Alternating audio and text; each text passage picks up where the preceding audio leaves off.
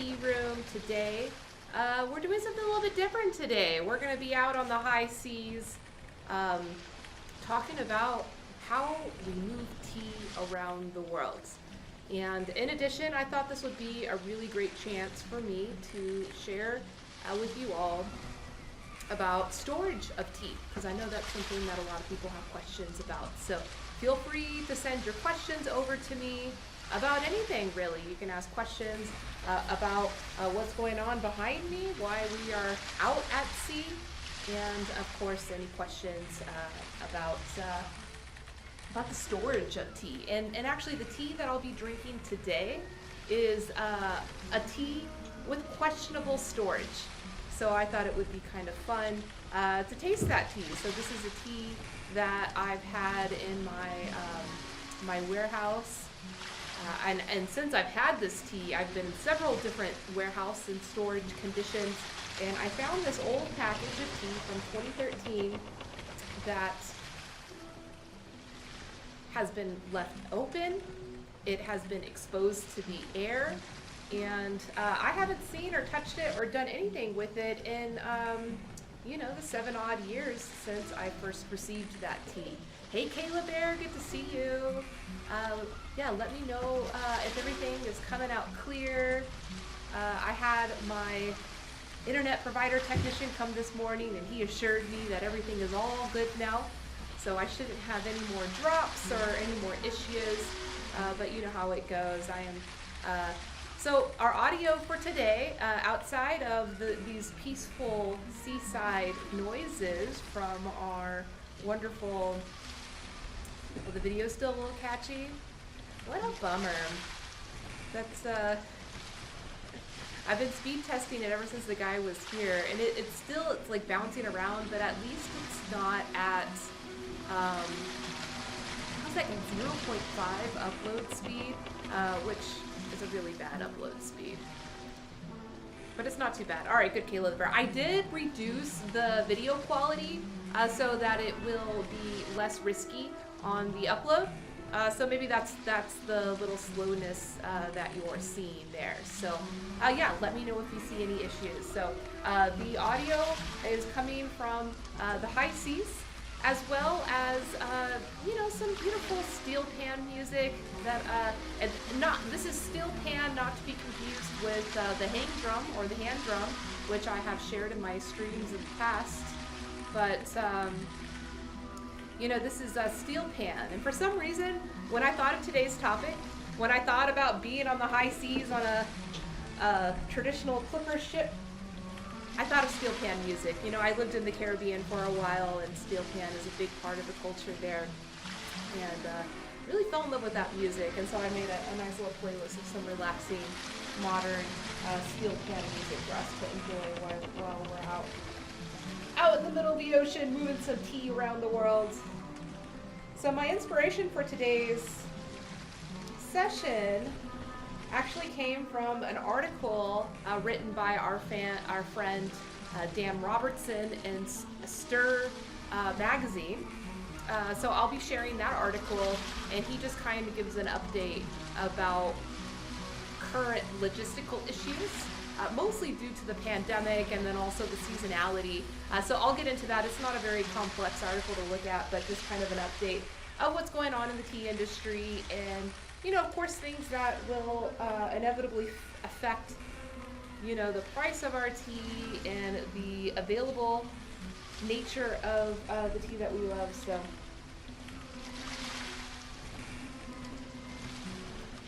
yeah. So this behind me is a clipper ship. It's such a tongue twister. A clipper ship. And this was the very first way that tea was transported around the world. And actually, these clipper ships were innovations specifically developed for the tea industry, especially the European market in the 18th century. As they started to develop their liking for tea, of course, there was a huge demand for moving this tea around the world efficiently and affordably and quickly. So that's the thing that's really cool about the clipper ships. Historically, when you read about clipper ships, and actually non-tea people will know about clipper ships for this reason is there used to be epic races that went on in these like huge sail ships that were essentially like cargo ships. The boat had like plenty of storage for storing containers, and usually wooden crates of tea from China to Europe. And so, tea is harvested seasonally, so there is, a rush of tea to the market, to the local Chinese market, but then there's also the rush to get it from China to the eventual market. Of course, now we have air freight, we have FedEx, and we have several different options of very efficient air freight to move our tea around. But back in the day, we had no option but to just go out on the high seas. And so there was all kinds of cool competitions and innovation to get these ships to become faster and faster.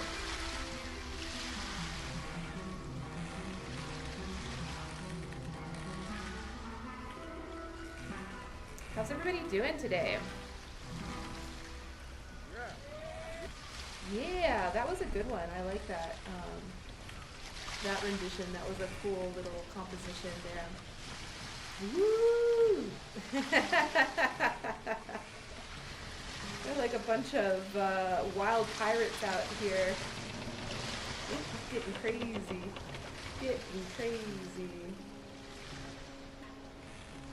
So this is sounding a little bit more like a hang drum, and I didn't have any hang drum in this mix, but we'll just go with it.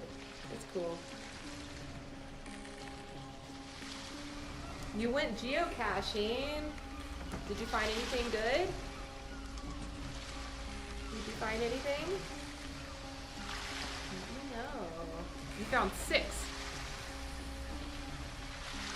Okay, so I don't know what geocaching is, but I'm guessing that's like when you go looking for rocks, looking for stones and minerals and different things, I'm guessing. So you found 6, so I'm guessing you found 6 rocks. And excuse me if I'm calling them rocks. That's just my vocabulary. I am not using that word to mean anything demeaning. But speaking of, what do you call that? This is a joke. Okay, let me see what you said. Oh, people leave little caches with logs in them. Like logs to burn?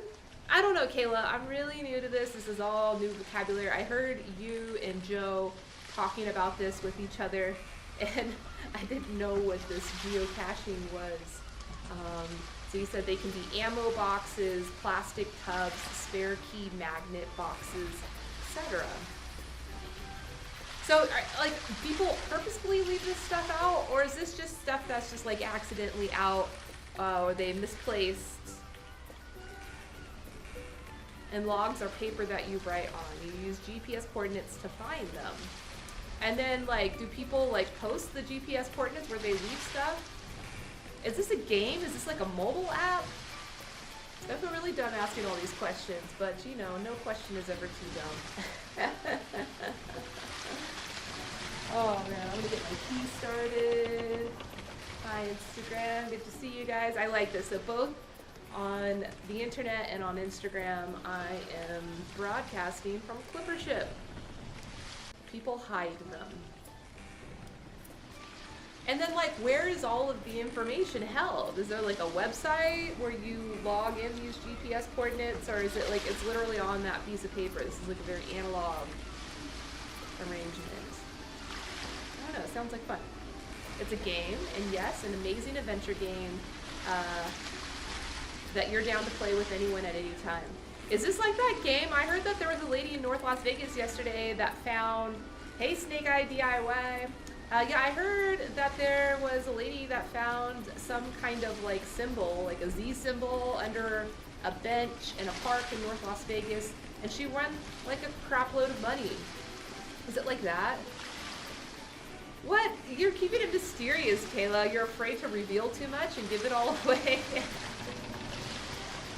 Man, I'm out here from my clipper ship, freaking traveling in time to share all this wonderful information with you guys. You think the least that you could do is like educate me a little bit about what geocaching is. I don't know. Snake Eye, do you know what this is? Do you play this stuff in Minnesota? I don't know. It's all new to me. It's all new to me. But speaking of clipper ships, there was a very interesting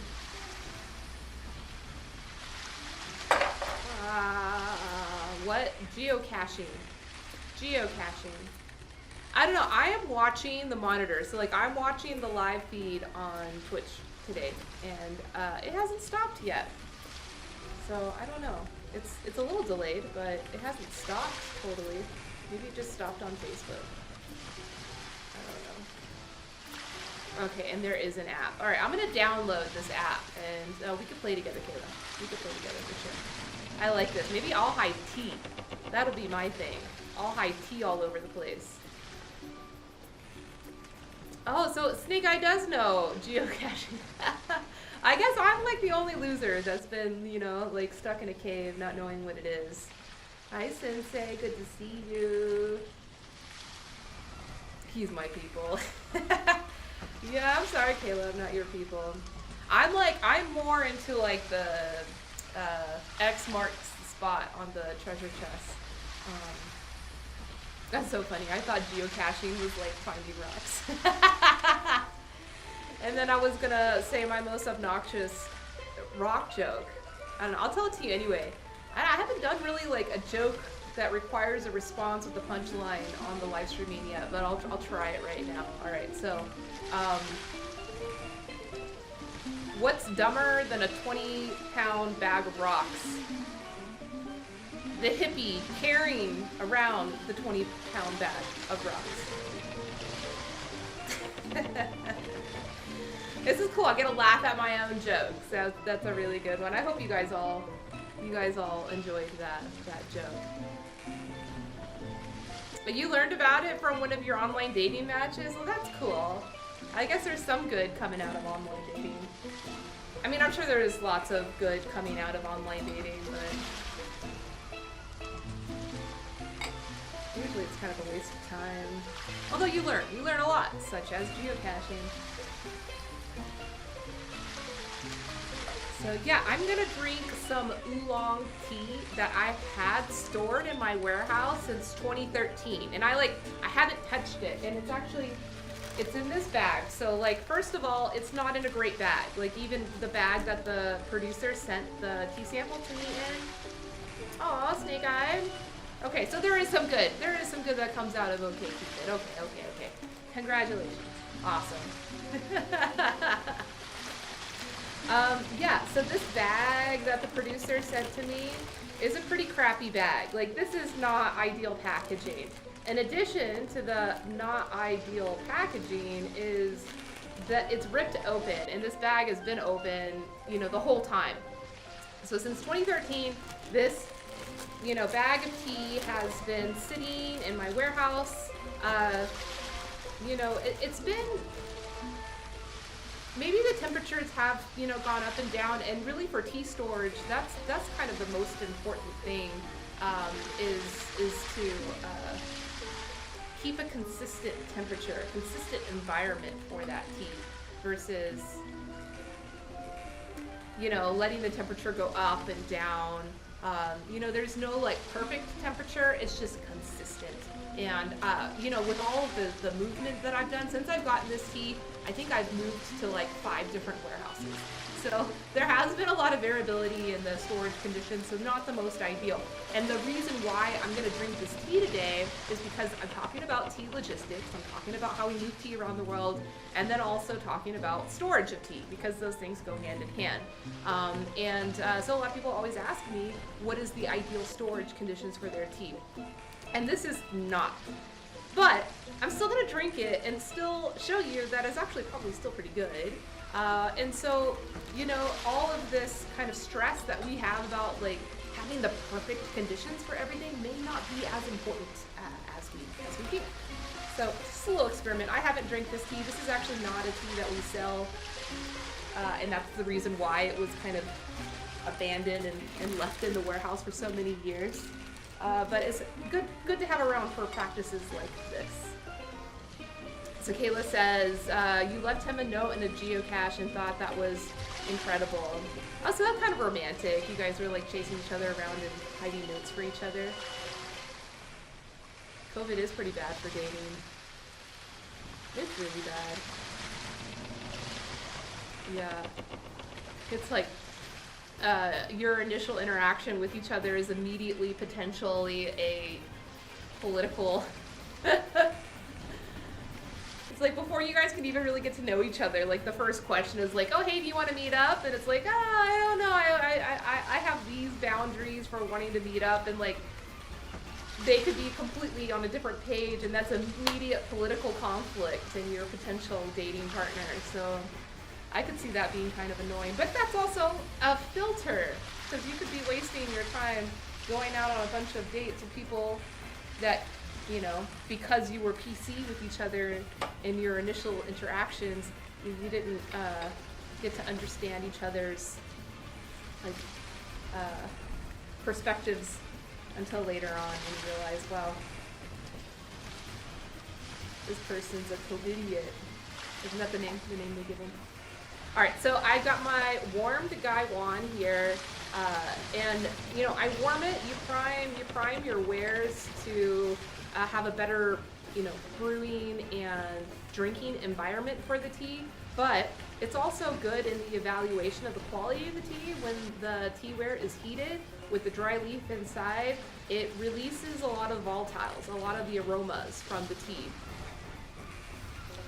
So yeah, the tea is still quite aromatic. It's definitely different than what I remember it being, but that could also be nature of, you know, aging and all of that.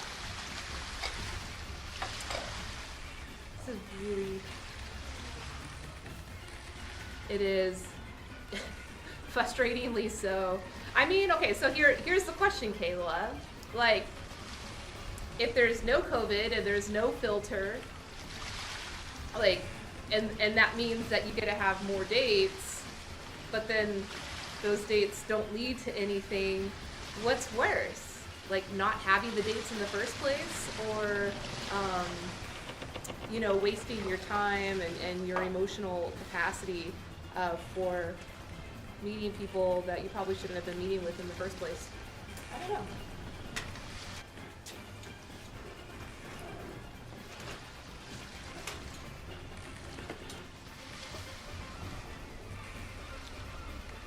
God, this is the jam right here.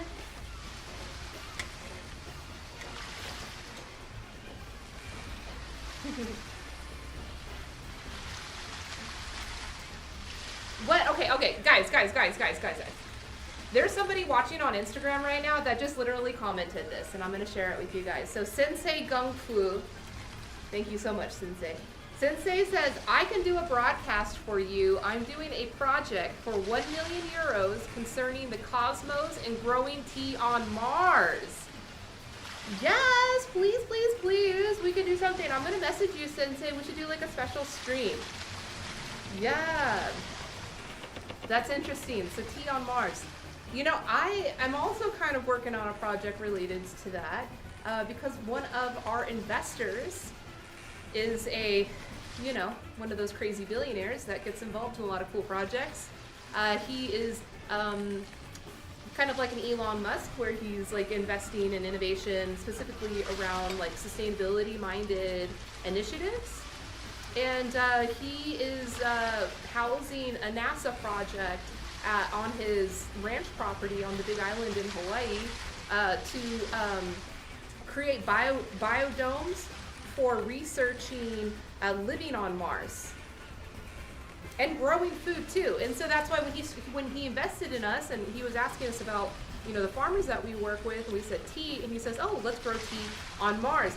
And you know, oh, so it's your grandma working with NASA? That is so cool. Okay, we are totally gonna do a stream together. I'm gonna message you and we'll make this happen. Cool. We will totally make it happen. I want to learn all about. Yeah, so they developed these biodomes with NASA that like supposedly replicate the lifestyle on Mars, and they do it on the top of Mauna Kea, the mountain Mauna Kea. Get Keanu involved. Whoa. I don't know.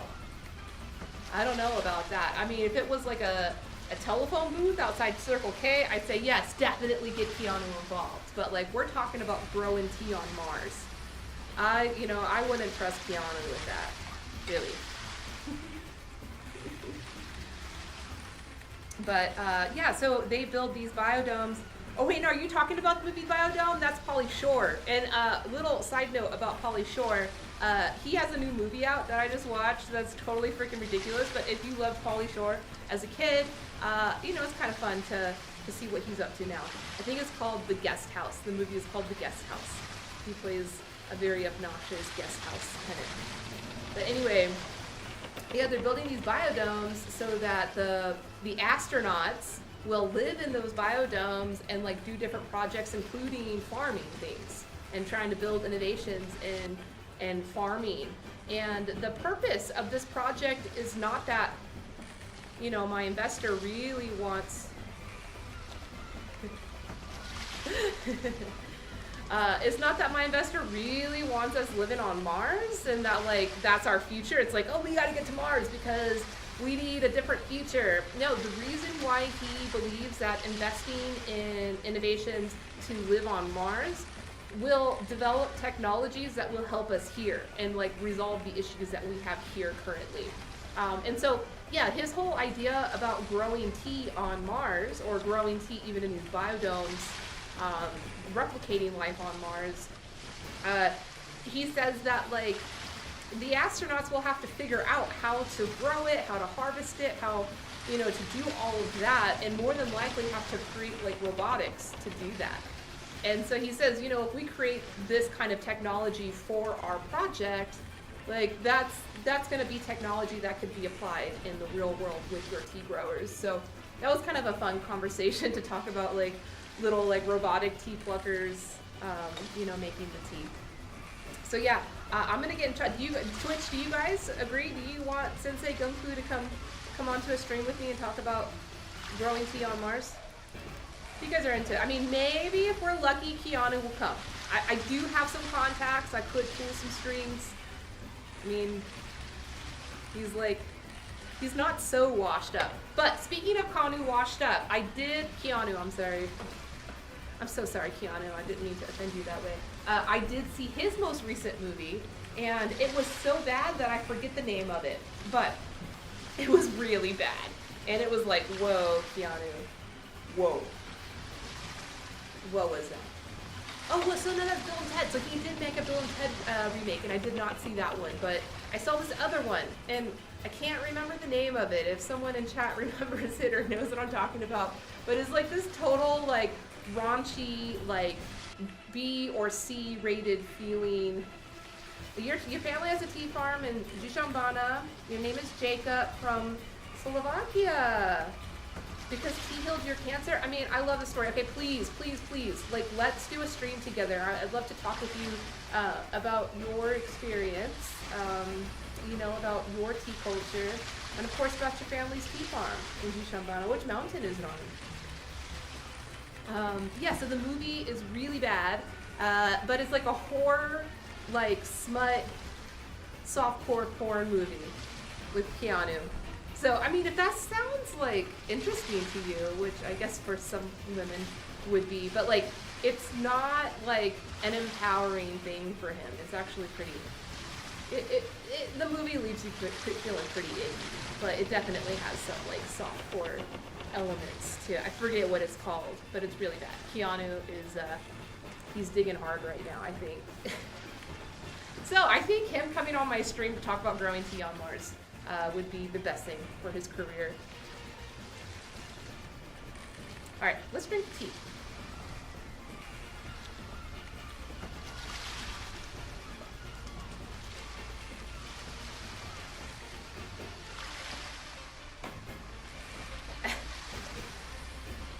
Whoa, okay, I brewed that way too strong.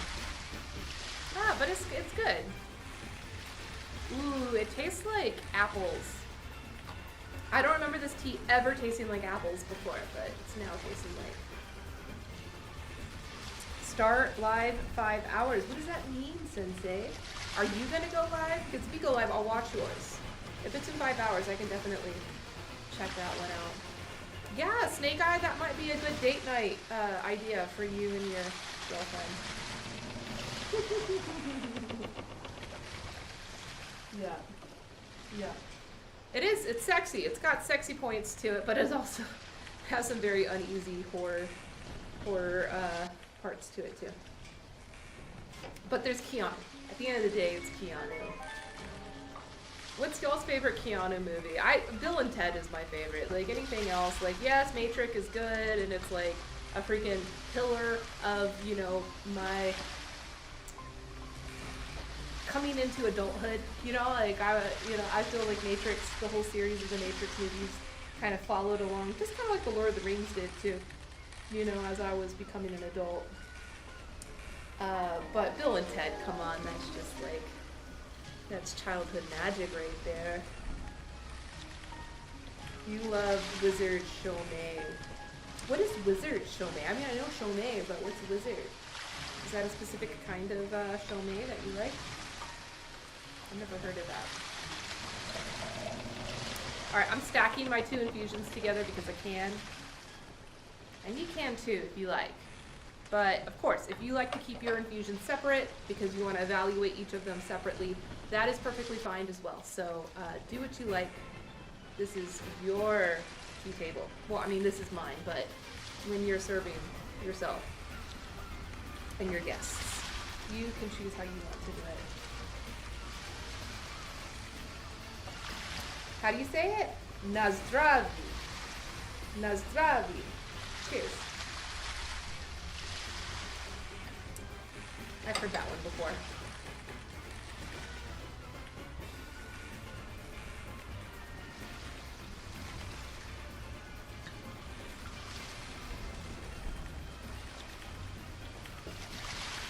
I am really liking this steel pan.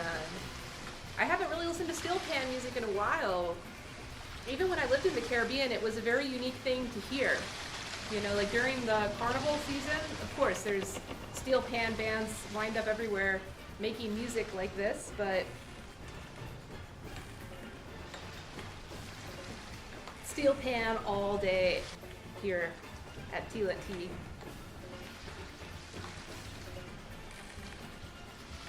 All I need is some rum.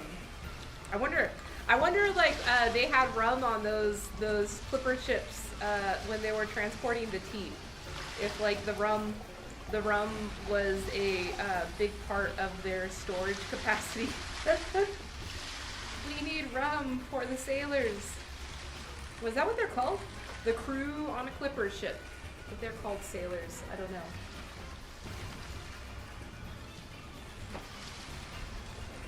Alright.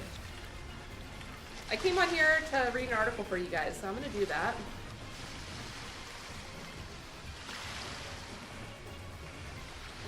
Oh, my monitor is so far away.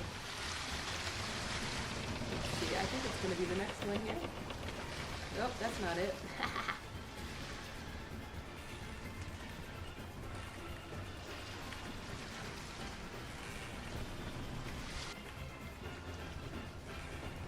Aha, I figured it out. Alright, so this is an article I'm going to share with you guys, which is about logistics. So come on, I'm on theme, guys. I'm on theme. I know Keanu kind of took us out, but Keanu is allowed to do that. So this is an article written by our friend Dan Bolton. He writes for a lot of different tea trade magazines and publications. Hey Marilyn, good to see you. I'm talking about tea logistics today, so that would explain the beautiful clipper ship behind me. So yeah, this article is titled "Shippers Encounter Perfect Storm." Probably not as exciting as the movie, but let's see what they have to say. So it would have helped if I zoomed this in. I think I probably could still. Let's see. zoom this in so I can actually read it. Here we go. Perfect. All right, guys. 95% of coffee imports in the US and Europe arrive in containers. Nearly the same percentage holds for tea. In a typical year, containers arrive, they are unloaded and returned to port with outbound cargo within 60 days. Due to the pandemic, the turnaround has increased to 100 plus days, with containers badly out of position. Port congestion compounds the shortage as ships lay at anchor during lengthy quarantines. Meanwhile, a surge in e-commerce induced freight, usually delivered by air, sits portside awaiting transport at chartering rates that are double. See you, Sensei. I'm gonna get in touch with you. Oh, you want to start this broadcast in 5 hours? Man, all right. We'll make it happen. No problem. Late night. Okay.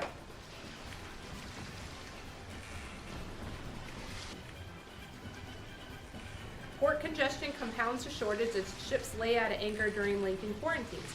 Meanwhile, a surge in e-commerce induced freight, usually delivered by air, sits portside awaiting transport at chartering rates that are double what tea traders paid a year ago. In some cases, triple or quadruple. All right. It depends on country. Like every country is like the different prices on air freight has changed a lot. Different, very a lot. Warehouses are bursting at capacities as truckers idle for hours to load.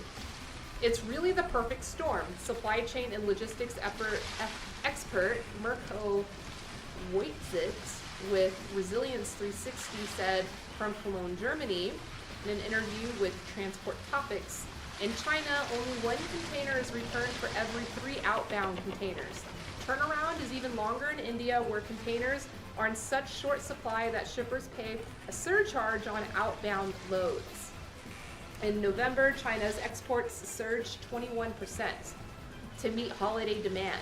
As a result, the Port of Los Angeles set a record for processing 980,729 TEUs. Those are 20-foot containers.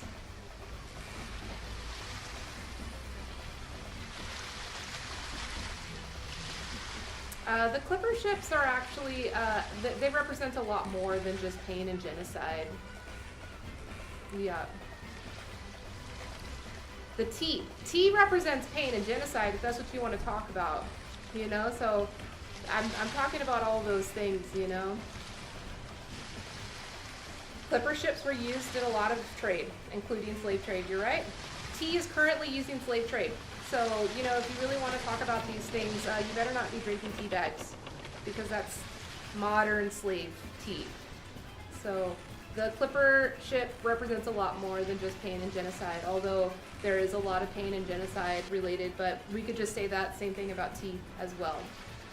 So yeah, I'm using it to talk about the history of tea logistics. Yeah, I am sensitive to that. Like, how can we not talk about these things? They're really important. Pain and genocide is associated with a lot of products. Chocolate, do you eat chocolate? You like chocolate? You go and buy Hershey bar or Mars bar. Yeah, that's all got slave trade going on in it. So rather than being too sensitive about it, we talk about it. And thanks for bringing it up, because I am happy to talk about it. I am happy to talk about what's been happening in our history, and most importantly, what's currently happening right now. So, you know, if we really want to support, goodness and peace and prosperity, we should only be consuming. Yeah, it is beautiful. Look at it, it's gorgeous.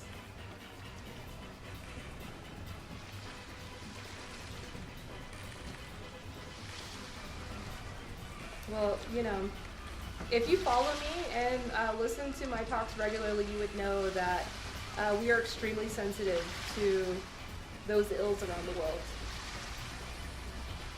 Lots of symbols in our life represent a lot of different things.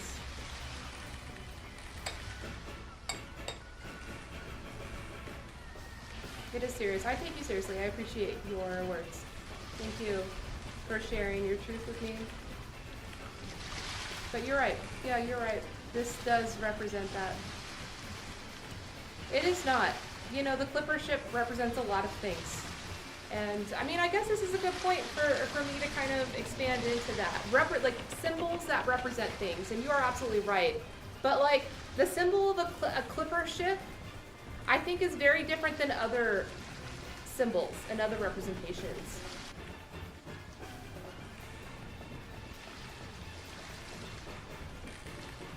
You can unfollow me if that's an issue. I'm fine with that. You know, that's the way we can deal with each other in our communication.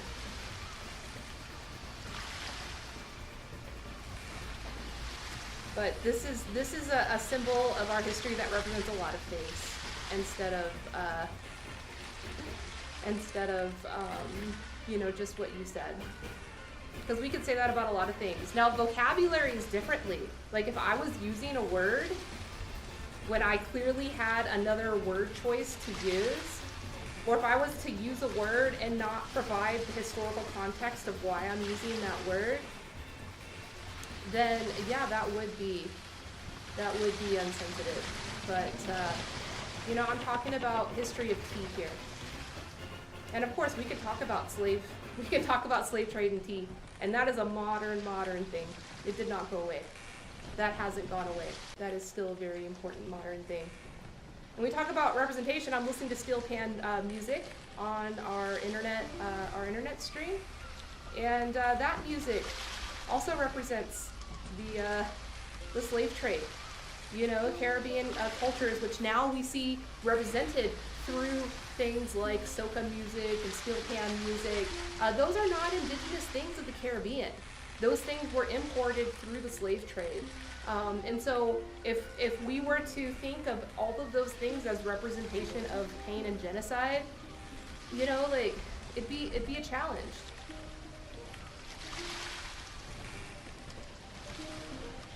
I don't know, what do you guys think?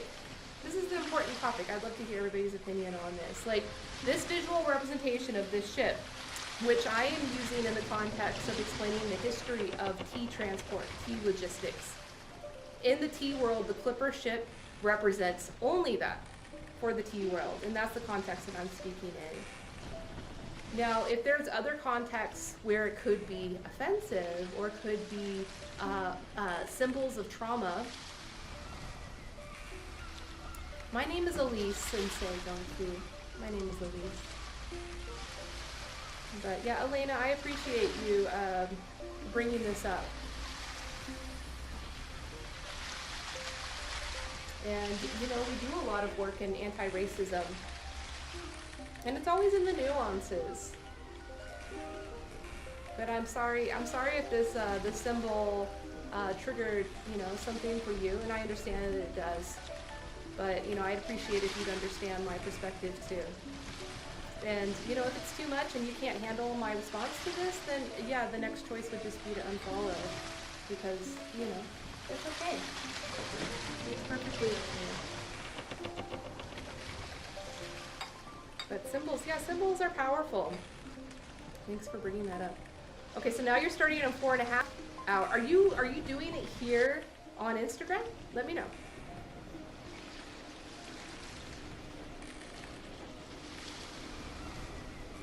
But that's it, you know. Talking about tea is actually a very sensitive.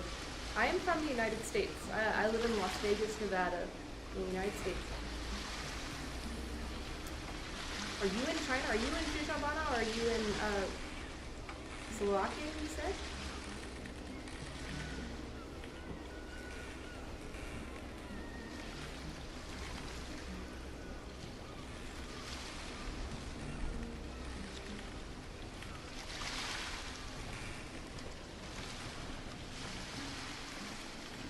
Do you think it's enough, Kayla, that it should we not use it as a symbol to represent its history in trading other commodities as well?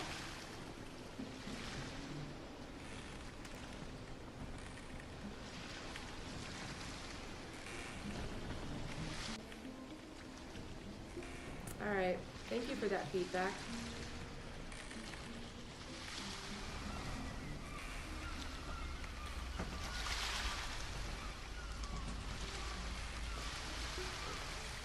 Well, I mean, okay, I'm going to change the ship. Out of respect of this request, I will change it. That's not an issue.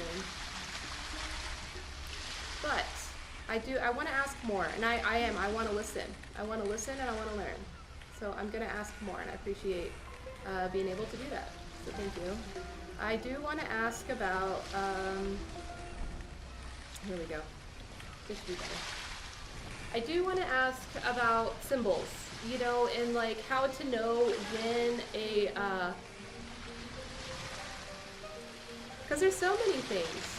You know, you're absolutely right that symbol brings trauma in a different context than what I was meeting. And now that you've brought that up to me, it's right for me to respect it.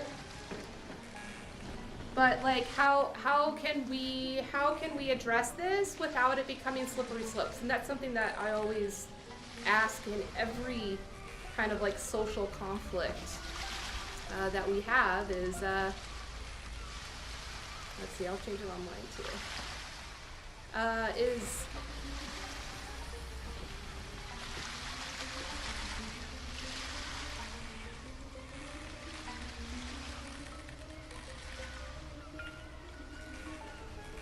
maybe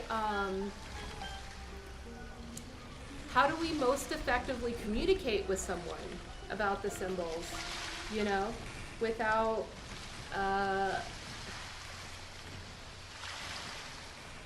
yeah, I mean, the way that you brought it up, Kayla, of course, but you didn't have the emotional response that this other community member had. So, you know, the way that you were able to, what do you call that? How you were able to put the words together to communicate to me, to get through to me, was a lot different than the interaction that I had with Elena here. Because it was like an emotional reaction versus like a rational reaction. Not to say that you weren't rational, Elena, but it was emotional, and you know, the music got very dark as we started talking about this. Pretty interesting. Let's see. My monitor is so far away. And I'm trying to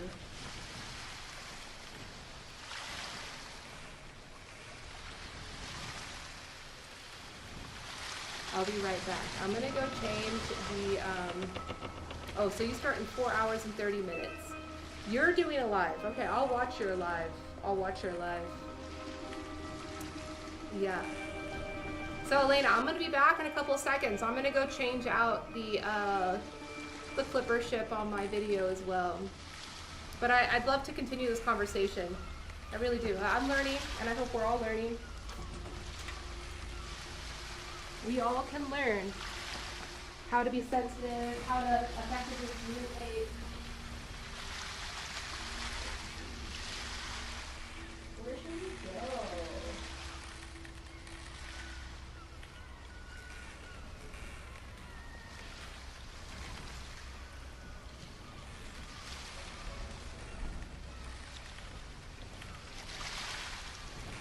But I mean, okay, so Kayla, there are like maybe an infinite amount is the wrong word to use, but there's definitely like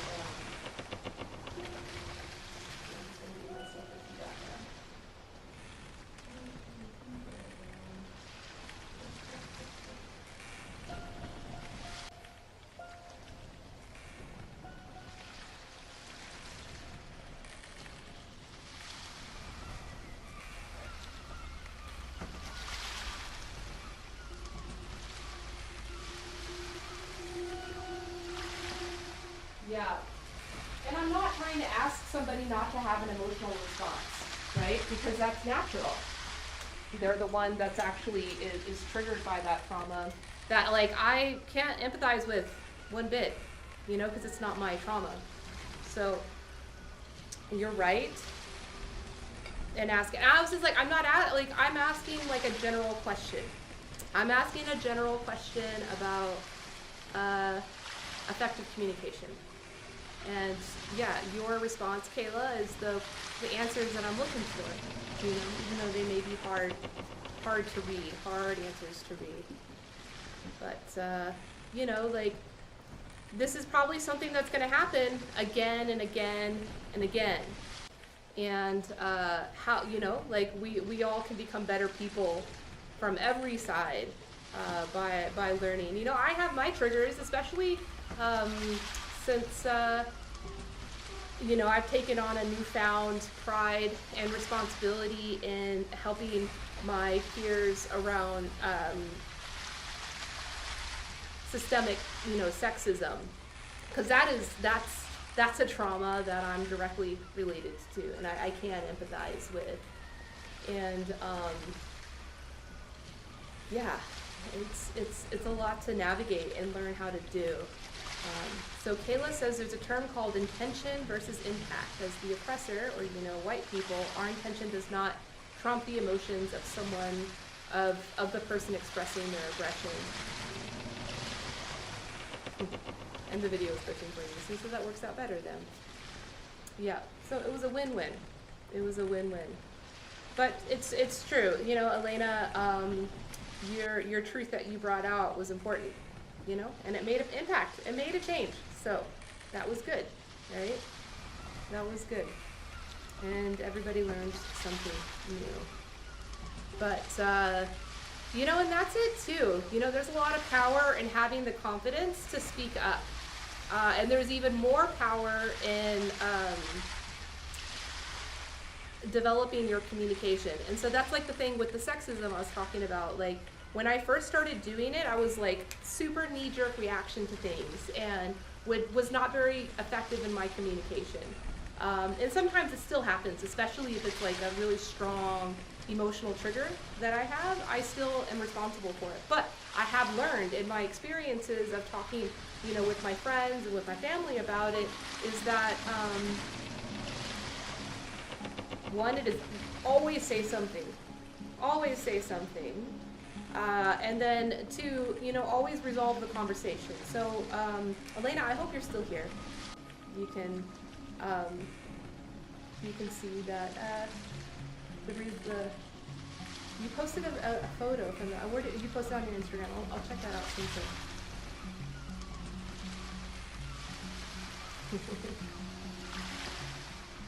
Yeah, Kayla, let's talk about it next time we connect. Yeah, this is like a deep, complicated subject, but, you know, like, things need to be said, and not just things about the extremities, or the what was that one word? You know, the extremes. Like, you know, I would think that, like, the representation, the symbol of the clipper ship representing, you know, pain and genocide is an extreme one. That's an extreme one. But there's even nuanced ones. There's nuanced symbols and words, you know, like figures of speech and such. That a lot of times, even when we're hanging out with our friends, we won't say anything. It's like, oh, it's just a small thing, you know, it's nothing. But no, like, even that small thing, even holding your friends accountable for knowing the trauma or the triggers, or, you know, the symbols and representations that those things mean to you, is important. So yeah, I apologize that I wasn't sensitive to that from the beginning.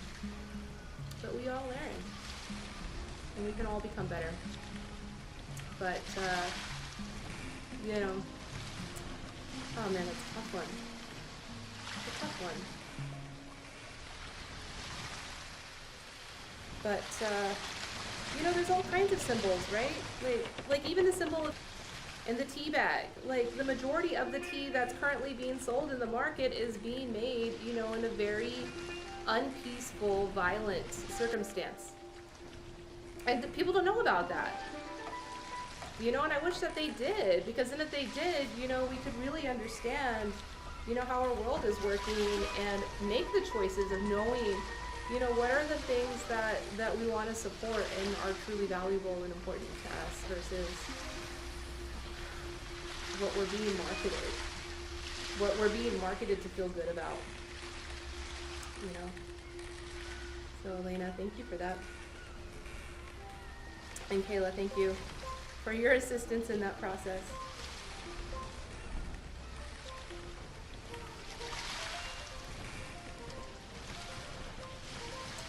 Yeah, being open.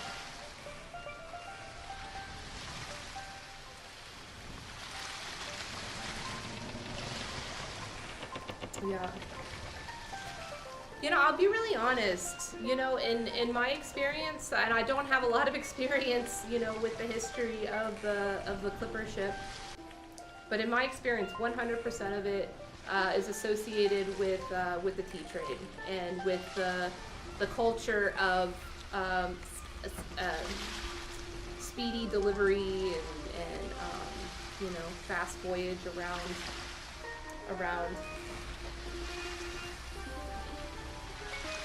Yeah, I've talked about this a lot. I've never had to deal with it like this before, so this is interesting. And it's good. You know, it's vulnerable. It's really vulnerable. But no better way to be vulnerable than live on a camera. And I'm happy, you know, to go through that experience again if I need to. Because you learn. You learn. But yeah, I mean, even my reaction was emotional to that, you know? I was, you know, like, standing my ground too much. And how I could have done that better. Because I think an exchange is important. Oh, I have done a stream specifically. All right, have a good rest, Sensei. I'll see you in a couple hours when you go live. I'll check it out. Yeah, I've done a couple of streams specifically about the violence in the tea industry. And so for me, whenever I see like a tea bag or whenever I see people drinking cheap tea and like acting like it's good tea and it's cultured and all of that, like that's a trigger for me. You know, and like I can become emotional and say, oh, you know, you're drinking like slave tea. And you know what I've learned is that's not effective communication. You know, and so like I'm trying my best to figure out like how do you bring awareness of it to somebody while effectively communicating with them to allow that healthy exchange to happen and that learning to happen. Yeah. It's a challenge. It's hard. You know, and so what happened with that? Elena, are you still here? Let me know if you're still here. I'm sure Elena's left already. she was done with me. Or he, I'm sorry if I misgendered. Yeah, the exchange was important, and it was a little rough. It was a difficult exchange to have. Yeah. And no one's to blame for it, but we all know, so appreciation to everybody in that situation. Let's see. Yeah, how can we get to a place where like those, can we not? God, it's like, there are very few things in this world that are like, just like here, and you know? So that's why I was talking about that slippery slope. Because it's always going to be the argument, the counter argument to it is like, oh, well, if you're going to get mad about this, we'll get mad about everything. And it's like, well, no. If that's like a symbol of trauma, then hell yeah, it's legitimate. But, yeah, I don't know. Why there has to be trauma in our past? Why couldn't we have just gone with the flow like nature? And had normal, like, natural trauma versus, like, exploiting unnecessary trauma. All right, so I'm gonna get back to my article here, my information I wanted to share with y'all.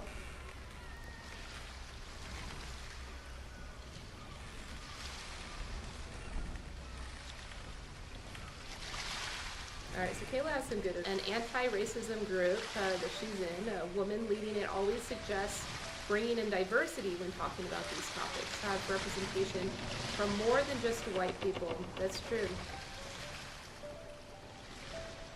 Yeah, hearing that input in real time and really being open to it. I mean, that just literally happened right here. It really happened. And yeah, it's unfortunate that I don't offer a whole lot of diversity and a whole lot of empathy to this conversation. But it doesn't rule me out from having the conversation, right? We are all capable of having this conversation. But it is better to have others involved in it, which, you know, we did. We had Elena, and, you know, it was there was like an unfair power dynamic because, of course, like, I pretty much have all the power in this conversation. Well, not all of it, but I have, you know, most of the power in this conversation. So it does make the communication a little unbalanced, but yeah, I didn't intend to go so heavy talk on this stream, but it's good, you know, and it's related. It's freaking, there is violence in tea. There is a lot of violence in tea. There is past traumatic violence in tea. And there's also modern, very modern, real, visceral violence in tea happening. And we need to talk about it. And just because I'm a white person talking about it doesn't make it invalid. It does mean it's a limited perspective. Who would be the right people? I mean, I always try to involve the farmers in that conversation. But you know, what's interesting is like a lot of folks that I work with that are directly experiencing the oppression or their community, maybe them directly is not because they're doing their own thing, you know what I mean? But, you know, their peers and their community members are the ones experiencing that oppression.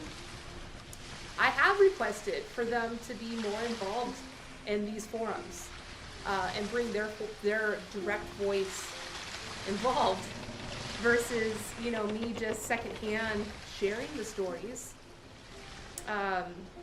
But no one wants to talk about it.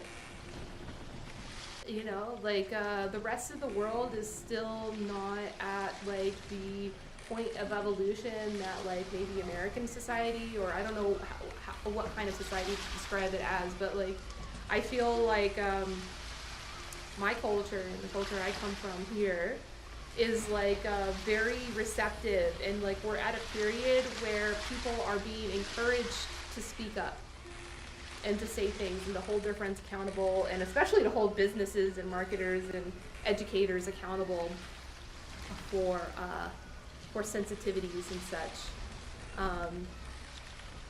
But there are other parts of the world, and the parts of the world where the oppression is the worst, or not the worst, but it's worse, or I don't know. I'd hate to like use a term of relativity on it, because oppression just sucks in any way. But like, there are communities where oppression is a very prevalent part of their daily lives, and they are not at a cultural point where they are like encouraged and empowered to talk about it. So like a lot of the farmers that I talk to, like I may be able to like personally ask them what their experiences and what they think of stuff. But if I ask them to come on and like share with the community at large about it, they won't do it. And it's not like they'll like try to explain to me why they won't do it. It's just they don't want to talk about it. You know, in my last sourcing trip I did, I was dealing with some personal stuff. Nothing bad personally, but like I was just having some personal self-doubt and asking a lot of questions, and there was a lot of self-doubt and such. And I, you know, was like talking with all of my friends about it and asking them, you know, like what I should be doing. And, you know, they'd be like, you shouldn't be thinking about it. And it was like, I was specifically thinking that there was like specific people that were like out to get me and like bullying me. And I was like being bullied, and I was like feeling that like it's on me, and how do I stop the bullying? And then there was a situation where, there's like a somebody that I know in the tea industry in India that had broke trust with me really bad. And so I no longer work with that person in their family and their whole organization. And, that's like some personal trauma for me of like being lied to and having to go through that process of cutting that tie and finding my boundaries or whatever. So I had personal trauma. And then while I was on the trip and I was dealing with all those things, there was like this constant theme of like people talking about that person or interacting with their business for years. I'm sorry guys about the video lagging. My internet dropped again. That tech, I'm gonna have to call him right after I get off to ask him what happened. Like, he left here and it was testing fine and it consistently tested fine, but now it's dropped again. So man, I am so pissed. And I've done my research, like I have no other options. It's just like Monopoly Central here, so I'm kind of stuck with this. So yeah, people kept bringing up this person's name. And I know for a fact that this person has treated those people in business. And, I pull them to the side and I'm like, how can you be talking about this person? And like, they're talking positively about this person. I'm like, how can you be talking positively about this person? This person does not have your best interests in mind. Like, not that you should be going around shit talking about them, but like, why talk about them? Why even pursue? And it's like very American of me to like just immediately think justice, like, oh no, we need to cancel culture that person or whatever. And they were just like,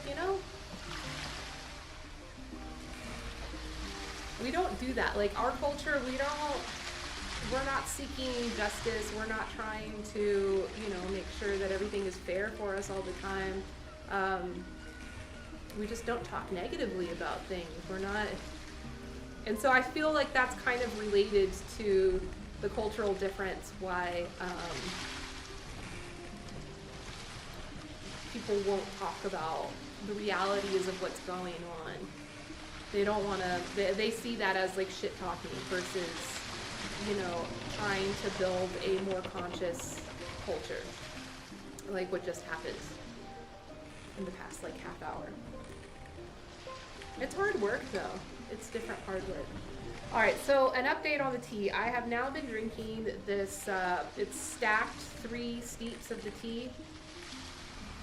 Okay, Sensei, I'll be there. I'll see you there. I've been drinking 3 infusions of the tea that I stacked in this pitcher here. And the tea tastes pretty good, other than kind of that like matured like apple sweetness that I initially tasted on the tea, it doesn't seem very much different than what I remember this tea being like 7 years ago. It's kind of flat, but I remember this tea being flat 7 years ago as well. So, yeah. Moral of the story, storage for tea is not as important as, you may think. Like, there definitely are ideal storage conditions, but they're definitely not as important. Like, there are, like, more important things. Like, if you want to be drinking good tea and consistently drinking more good tea, I think what's more important is to have good tea. And it's interesting because you go to like the tea markets in China and they have like, there are markets that have like thousands of vendors that are all like pretty much selling the same thing. And you walk into these little shops and they have these like opened bags, like huge, sacks of like, 200 kilos in one big sack. And the sack is just like wide open. And there's like lots of them all over the shop and they're wide open to the air and the weather might be like warm and humid. And when I first saw that I was like, oh, this is not ideal storage condition for tea. It really isn't. But they all do it. I think, like, they've all been doing this much longer than I have. There's got to be some correctness to that. There's got to be.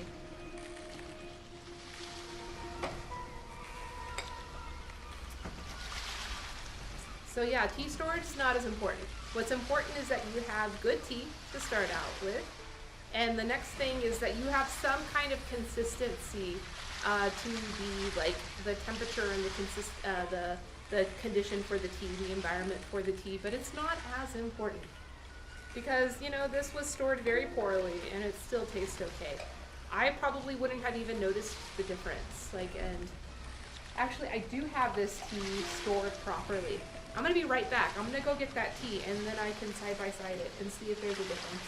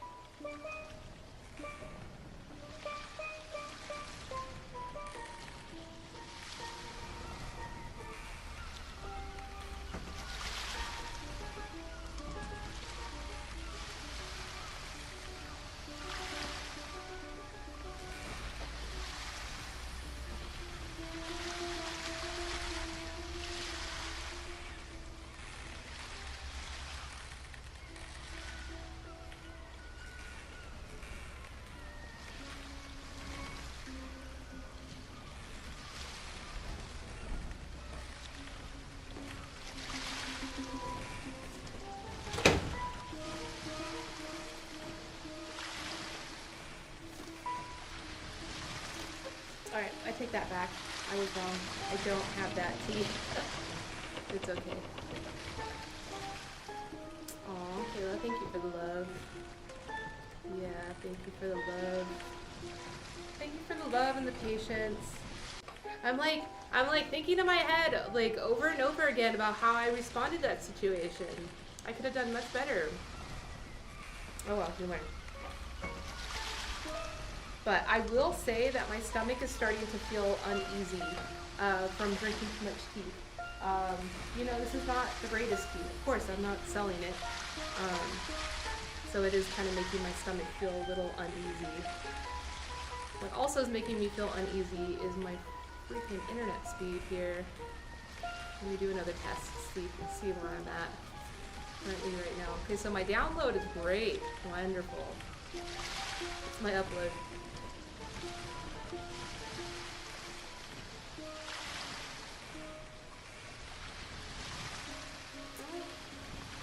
Yeah, I'm at 2, which is definitely better than yesterday, being at 0.5.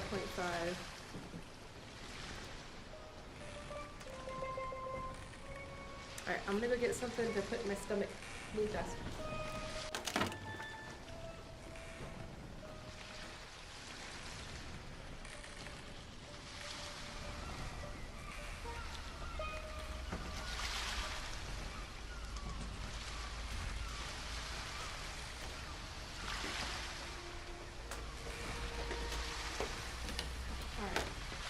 Nuts and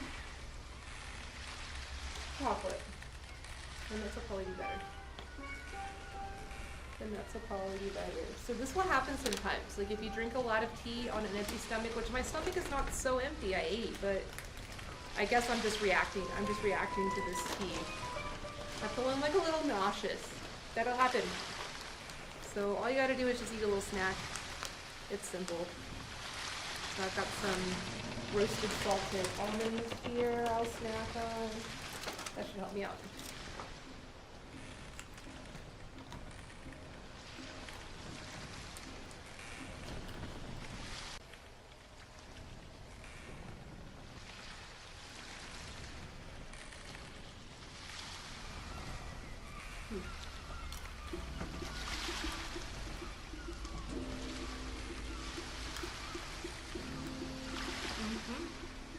Working.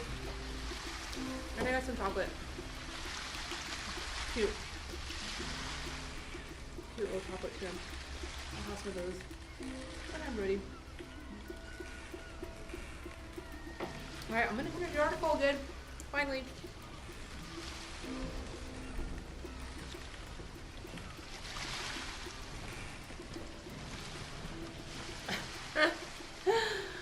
What a nightmare. Man, this guy promised me.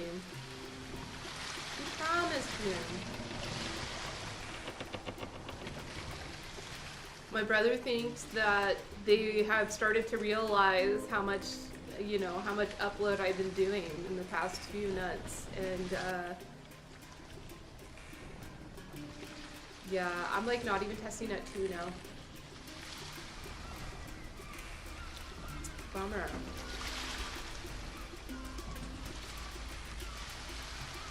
Yeah, the Twitch video is still like freezing on certain frames.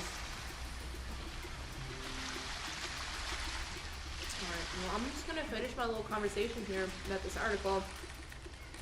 And maybe I'll go at that point. We've had like a very productive session because of that little detour. Boo Cox. Yeah, boo.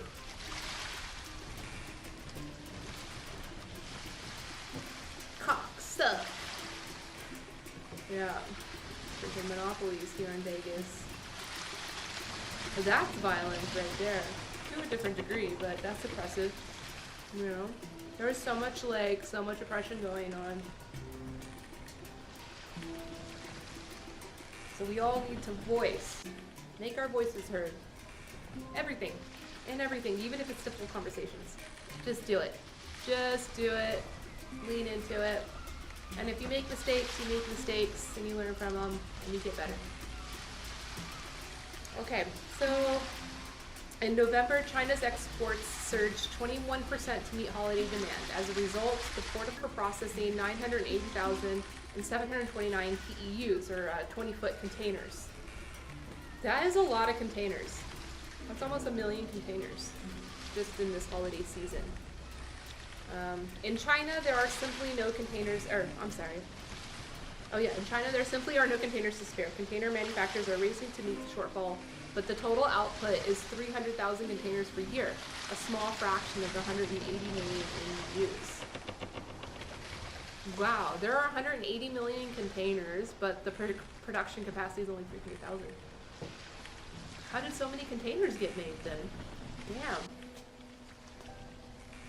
Meanwhile, the cost of chartering a 40-foot container to $4,928, up 85% since June 1st. Rates to Europe have increased by 142% since spring.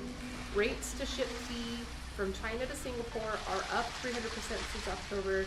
The Harpex shipping index has more than doubled since July to 947 points, the highest since the Great Recession in September 2008.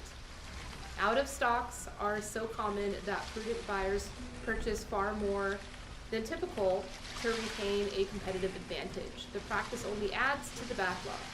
Logistics experts say it will be February at the earliest before ships loaded with empty containers can resupply China. Waiting in the rain. Neither coffee nor tea stores well in containers. Each is sensitive to moisture. Oh, they don't store well in containers. Since coffee and tea shipments originate in humid central latitudes, condensation is significant on their trip to markets in the northern hemisphere. Less well known in the harm caused by weight. The customarily accepted loss is 0.5%. Delays in ports such as UAE, that's the United Arab Emirates, requires that the coffee be stored in climate-controlled warehouses. Coffee and tea are easily tainted in proximity to strong-smelling goods. The chaotic logistics at ports where container storage is at a premium no longer permit the distancing of cargo. The Pacific Merchants Shipping Association in December said that containers remain at terminals on nearly 5 days, incurring penalties. The association cited 18 ships waiting for 9 berthing slots at the port of Long Beach on December 1st. The routes that experienced the most disruptions were between the U.S. and China. As trade expanded during the summer, a semblance of normalcy returned. Once the unprecedented disruption to shipping due to the spread of COVID-19 and lockdowns ultimately subside, trading nations' economic health will exert a more significant impact on prices. In November, retail sales declined for the first time since April as the U.S. experienced a downturn attributed to rising unemployment amid a health crisis. Consumer confidence fell as COVID filled the entire nation's hospitals and per day. Widespread distribution of the COVID-19 vaccines will take at least 6 months, making it imperative that tea and coffee wholesalers anticipate delays, adjust pricing to cover higher costs, and carefully monitor inventory as the spring tea harvest arrives. So yeah, that's the news. Important news from Dan Bolton. Thank you so much for sharing that with us, Dan. And, you know, bringing it back to what we were talking about earlier, this is actually kind of good news for, you know, our fight against the commodification of products, which ultimately hurts people. It ultimately brings violence. You know, you might wonder what I'm thinking of how increased logistics costs and troubles in supply chain can actually be good for that. So, like, let's think about it. The system of commodity trading, you know, that leads to this violence, that led to slave trade, that has, like, currently indentured slavery happening in the industry. That was all, that's all based off of a business model of competitive pricing. You know, Walmart has told us all to expect to pay less. Yeah. And so that's like, it built this like spiral of low prices. And so before the pandemic, the entire system was built upon all of these very, very low costs. Logistics being one of those. You know, the one that caused the most violence, of course, was the cost of labor. You know, that's how they kept their labor costs down and kept their margins at a place that kept it sustainable, was with low labor costs as well as low logistics costs. And so, you know, we're talking about, let's say, I'm just going to throw out an arbitrary number, everything, you know, to get their tea to the United States or Germany or whatever, wherever they're eventually going to market that product, that they're landing that product for, let's say, $4 a kilo, $3 a kilo even, let's say $3 a kilo. So like within that $3 a kilo, like $2 is the tea itself and $1 is the logistics. And like, okay, so that's it. And then the rest of their business, their distribution is based off of keeping that tea affordable, because by the time that tea reaches the final market, the wholesale price of that may be, you know, $7 a kilo. So there's not a lot of room for movement. You know, you're at $3. Even if the price was to go up to like $3.25, like that's cutting into their margin and probably won't work with their business model. And so we looked at these numbers in Dan Bolton's article here. He says that shipping a container from China now costs how much more? It was 185% more? 142% increase. Oh, that's for Europe. 85%. Okay, so like, let's use this number, 85% increase. So your tea, right? So it was $2 a kilo for the tea, $1 a kilo for your logistics. Those are just arbitrary numbers. They're not real numbers, just for us to do this math. All right, so like, let's say the tea price doesn't budge, but there has been movement in the tea price. This also has been affected by the pandemic, but like, we're just looking at the logistics cost. That $1 has now increased 85% more, which is like $1.85. So that means now their tea is going to cost them at least $3.85, you know, which is just totally going to disrupt their entire business model. Like, that is enough to completely throw off the entire system and throw it out for a whack. And like, what's ultimately, like, as consumers, what we will ultimately see is, you know, like the final retail price of things is just going to go up to account for that. And there will be some adjustment in supply and demand when that happens. Like, that's just economics. It's how it works. So now, if you think about this challenge for smaller tea businesses that are focused exclusively on higher quality product, the numbers are completely different. Like, no longer are you working with like $2 a kilo tea and $1 a kilo logistics. Now he may be working with $20 a kilo tea and let's say $10 a kilo logistics. Like, we'll use those numbers in that scenario. So if the tea stays the same, but then the logistics goes up 85%, which actually, no, these numbers were different. The numbers they gave us for the air freight price increase is like 2 times, which is about the same. So like, let's say it's $10. Instead of $10 a kilo, it's now $20 a kilo. So your final price of the tea is gonna go from, let's say, a better price to use here would be like $50 a kilo for the tea itself, not 20. So that's very low price tea for specialty tea. Something like $50 a kilo is something more similar on average with what we're doing. So you got $50 a kilo on the tea, $10 on your logistics. Even if that $10 turns into $20, the final like percentage price increase on the final product is not as extreme as it is for the commodity system. And so with that decreased extremity, there is like more potential for resilience, to be able to evolve to this challenge. So how that's good is that, like, yeah, the high quality smaller guys that are doing good work for the community and are doing the work necessary to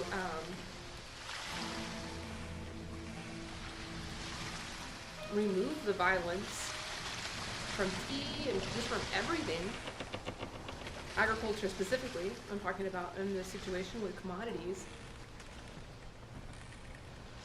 I mean, that's the most powerful thing that we can do. Is like, I mean, and that's been my goal since the beginning of this project. My goal has always been not to become like a tea mogul, not to become the queen of tea. That's not for me. That's not what I'm looking for. What I'm looking for is like building a real feasible opportunity for farmers to participate in profitable business that supports their communities and supports their environment.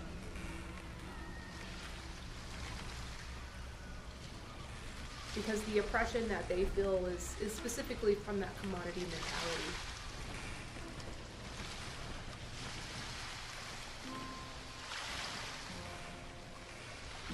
That's so interesting. And this has like brought a total new perspective on I'm still thinking of that symbol, because like and there's so much of this in tea, like in the I am looking for integrity, I'm deficient and can learn and become better, as what happened earlier.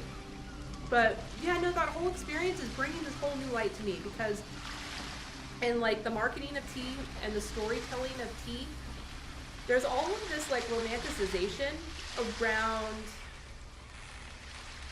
a lot of symbols that can mean something really oppressive to somebody else. Just like the clipper ship. Like the story of the clipper ship, what is so like, sorry, I'm gonna turn this article off if I can see it from this far away. Where am I? It should be the second. Yeah, the symbol of the clipper ship has always been this like romantic idea. Brian, are you still here? What do you think about that?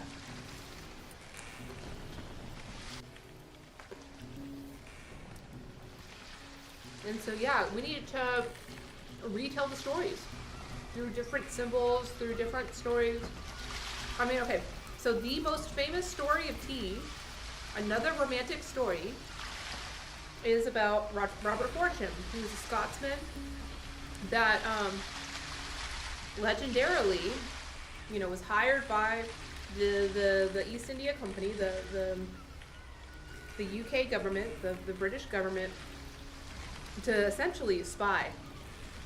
And I call it espionage. There's like a really great presentation by this woman at the Spy Museum, all about espionage and tea. And it's the story of this guy, Robert Fortune. And he essentially he posed as a Chinese aristocrat, I believe, and traveled around China to learn about tea. And he collected a bunch of tea seeds so that they can create their own industry there. Those tea seeds, I think, all end up dying because the varieties weren't selected correctly for the terroir of India. But that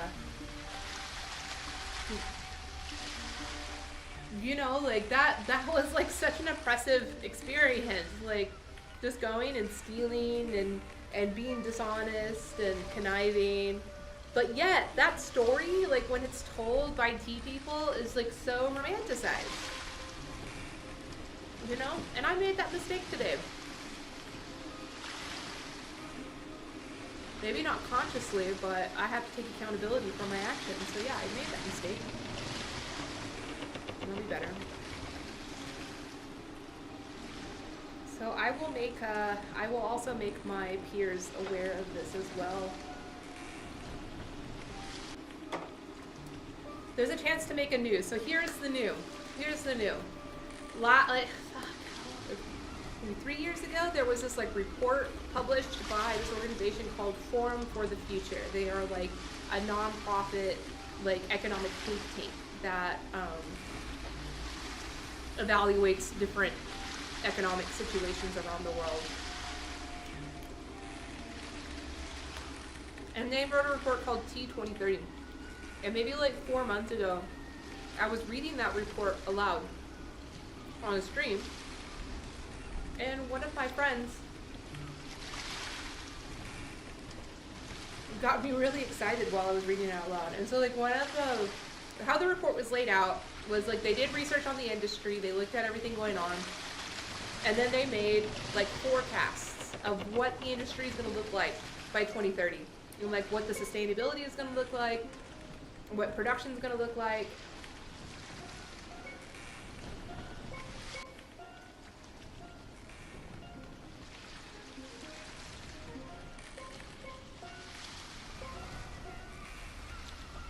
Yeah, Brian.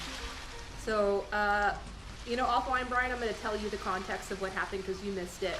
I did something really insensitive earlier, and I had to deal, in real time, with resolving that communication.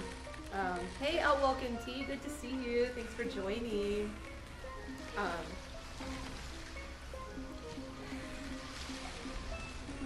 Just need to breathe. I'm not angry. I'm upset with myself, but I shouldn't be because it got resolved, and I'm trying to do better. Yeah, we'll chat later, Kayla. Enjoy the Christmas lights and tell Grandma I said hello. Cheers. Yeah, I did something really insensitive, and I did it because I was, I completely lost touch with that sensitivity because of, yeah. So it was the story of the Clipper ships. So, Clipper ships in tea's history has a very romantic story.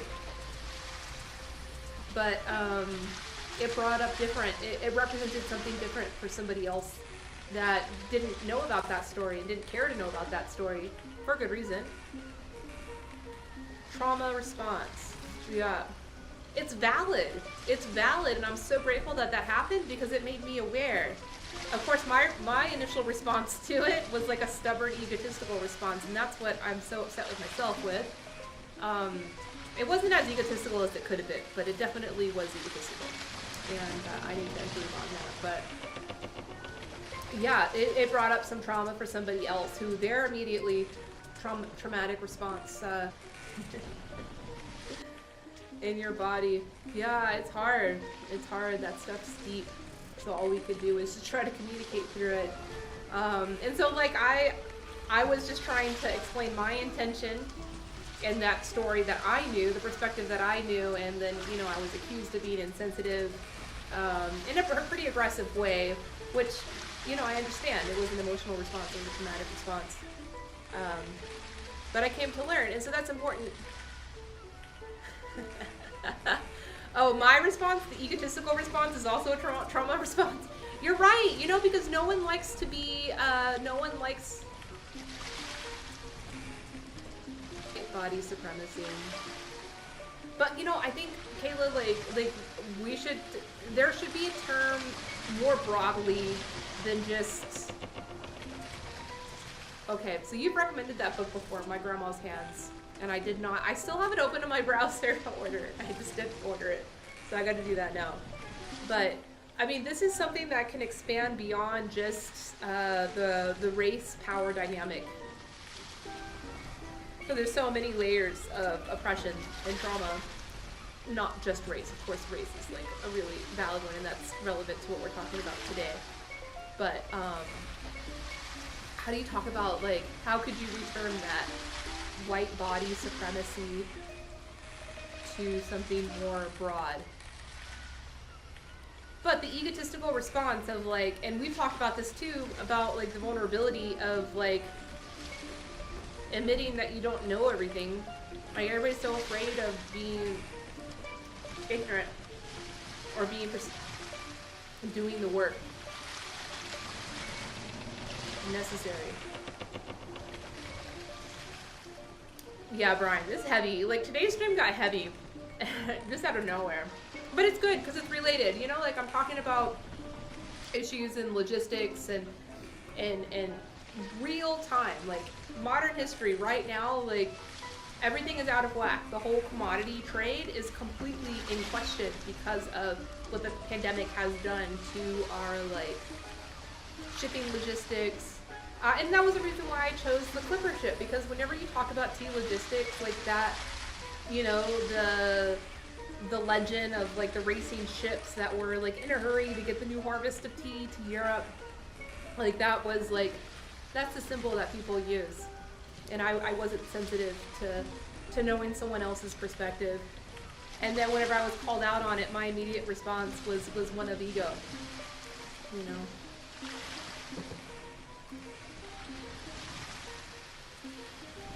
Yeah, let's talk more about it, Caleb. Go enjoy your Christmas lights, and yeah, when you're ready, we can reconnect. I'll be sitting at my office until my brother comes to town. I have to go pick him up at the airport at like 10 p.m., so I'll be here for a while. Alright, so Brian says something else. He's doing a good job texting. He's like on his mobile texting this stuff. He says, we also have to be aware that we don't need to be responsible for others' responses, especially when we may not know, or even more is when we don't know them at all. So yeah, that's right. Like, so like my interpretation of her immediate like emotional response was like, I actually told her that like if she's not comfortable with the representation that I'm intending in my media, that she can unfollow me, because like I keep saying she, I don't know if it was a he or she, I don't mean to misgender, I like literally do not know this person. Yeah, I should have breathed more, I should have listened more. Yeah, we all learn, so yeah, good, we gotta learn together, but it's important work to do.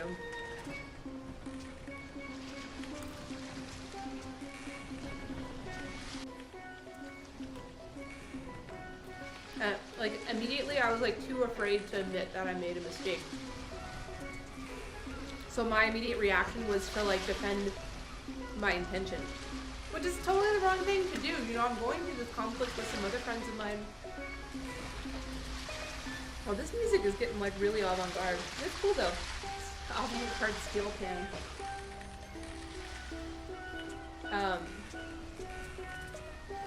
Yeah, we get better. We get better stuff, you know? People are always like, how can you live stream about tea so much? Like, what is there to talk about with tea? And it's like, dude, there's so much to talk about. Important things that we could talk through the lens of drinking tea. It's incredible.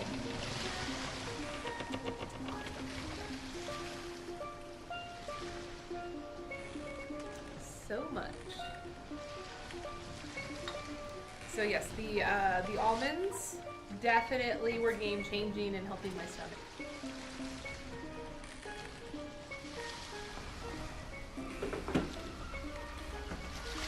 It's good. Kayla, thank you. Kayla and Brian for giving me so many great responses to such a sensitive subject. And thank you to all the lurkers that are just watching. I hope it's beneficial for you.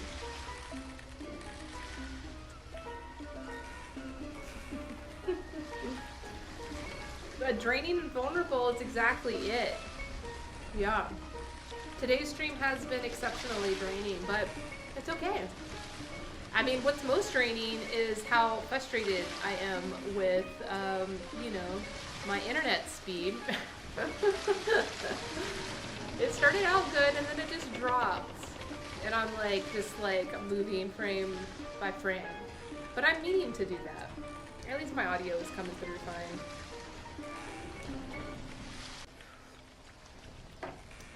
But yeah, this was vulnerable. You know? It's good though. Someone has to do it, right? Someone has to do it. Someone definitely has to do it.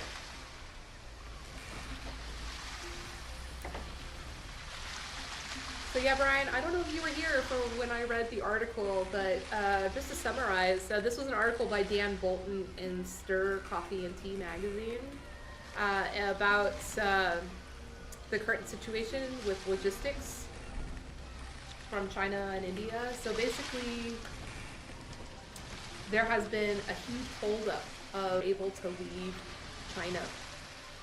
And so, yeah, we have a delay in supply around the world. And so that's also caused an increase in cost. So like air shipping options have increased 2 to 3 times. And like sea freight container shipment has gone up 85% for China. And I believe it was 100 and rates to ship tea from China to Singapore up 300%, so it's 3-time increase. Yeah, a 40-foot container to ship to the United States has increased 85%, and rates to Europe have increased 142% since the pandemic.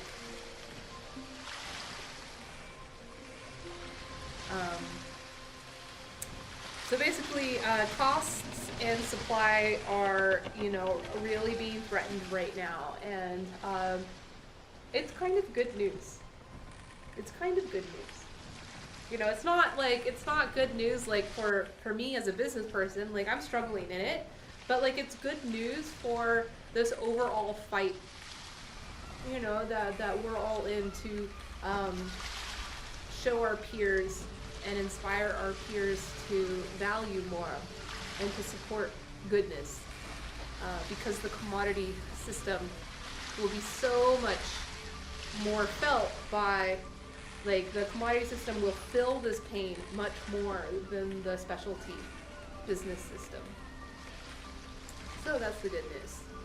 But yeah, it was good. It was good to see these actual numbers. And one of the reasons it's not just the pandemic that's causing this to happen. It's also the holiday season, which the pandemic is affecting holiday season because people are doing much more of their shopping online this year than they have in past years, because yeah, they don't want to go out. They shouldn't go out. It's smarter to shop online. But so that means that, like, even shipping containers coming from China, like, a lot of them are like held up with like increased shipments for all of like the holiday gifting exports.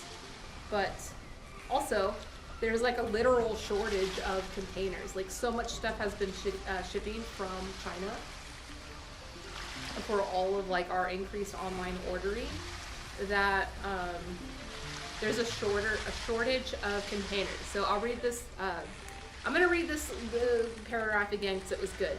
It says, in November, China's exports surged 21% to meet holiday demand.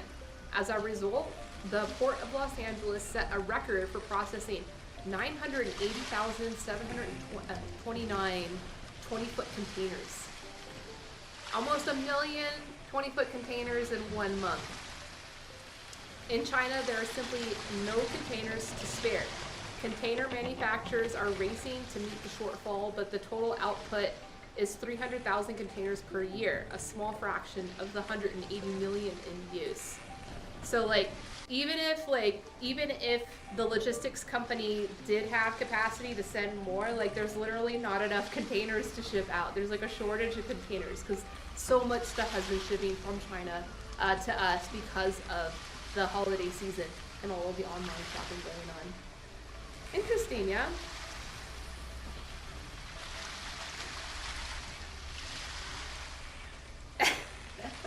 Ryan, we're not judging you. But you should be going to an independent bookshop. Is there one in Albuquerque?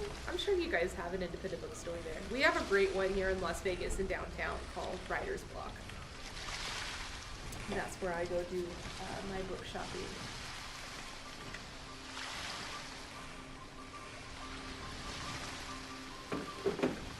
How's everybody feeling?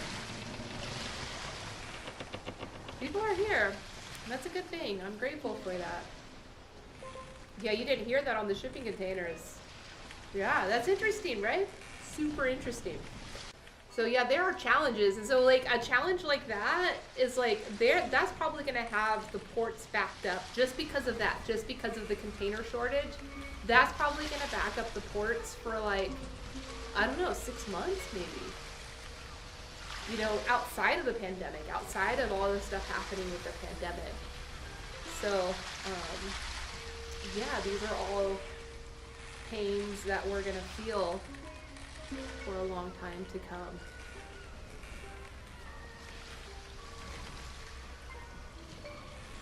But, yeah, I'm feeling pretty complete. Today was a good stream. Oh, those bookstores didn't have what you were looking for. What are you looking for, Brian? Anything special? Anything special?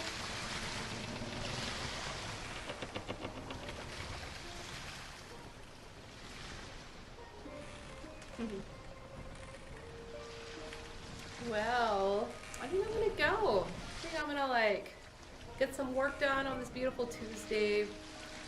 Get ready for my brother to come. So hopefully my brother will figure out all the technical problems that I've been having. Because I'll be honest, like it may seem like I built everything, like my whole studio, everything, like all of the evolution of what I've been doing for these live streams, I've done completely on my own. And I'm, you know, happy, but you know, obviously there's issues. You know, I'm not a technical person, really I'm not. It takes me, I'm a fast learner, but like I do things like kind of haphazardly. Like it's just kind of my Virgo personality, I think, where it's like it's organized in my head and I understand everything in my head, but like the actual execution, like if someone from the outside was to come in and look at it, you're like, ugh. So that's what my brother, he's really good with that. Like technology and media stuff is all like the back of the hand for him. So, hey Sensei, I thought you were going to sleep. Oh, okay, I see. Oh, so you're the book runner now. Awesome, Brian. I hope you find the book you're looking for.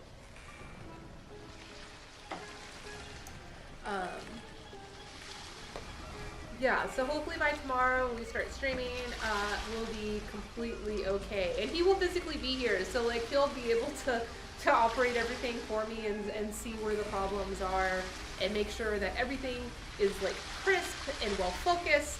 Cause yeah, I'm doing this on my own. Like it's really hard to focus a camera when you know you don't have a subject to help you give reference of what to focus on. Okay, 3.5 hours. I'll be there, Sensei. I'll see you there. I thought you were getting some rest. Go get some rest, Sensei. You need it. You need it. So yeah, tomorrow I'll probably stream. I don't know what I'll stream on, but probably the Constitution Study Group thing that that we usually do on Wednesday, Christmas Eve. So probably will take a break.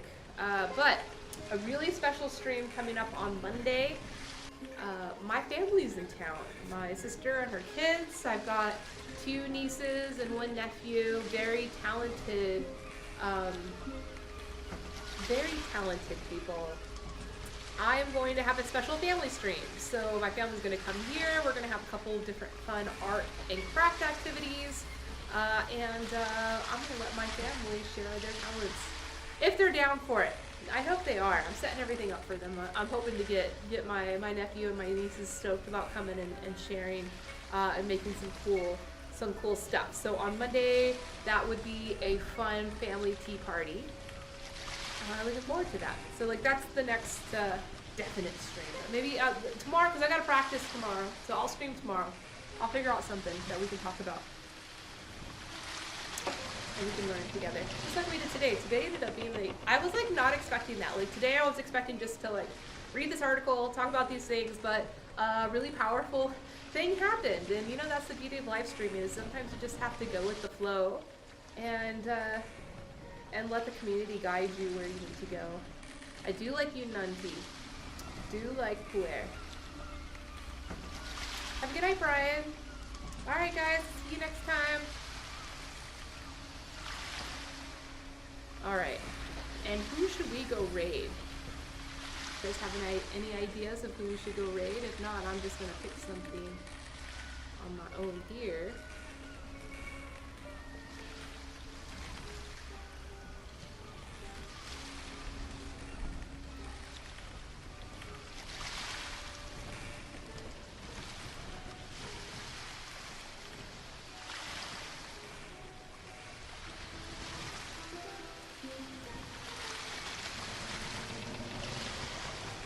Here we go.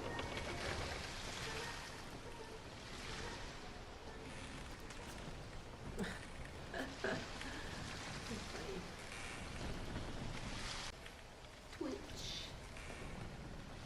Oh, now you don't want to show up? Really?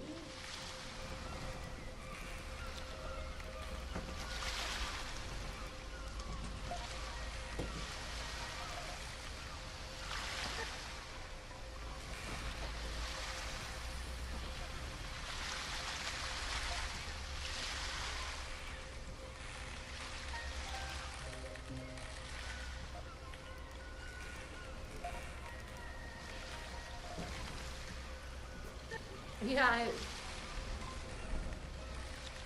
having trouble getting my window to pop back up.